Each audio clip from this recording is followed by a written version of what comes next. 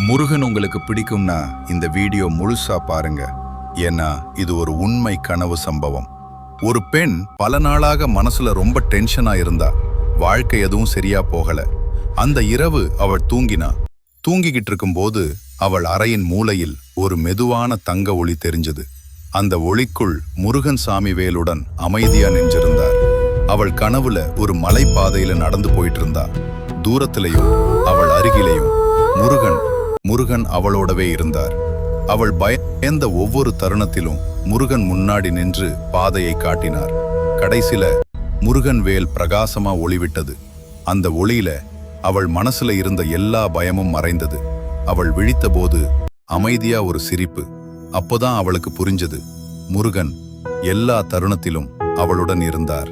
உங்களுக்கும் இப்படியா முருகன் கனவில் வந்திருக்காரா? வேல் முருகன்னு கமெண்ட் பண்ணுங்க.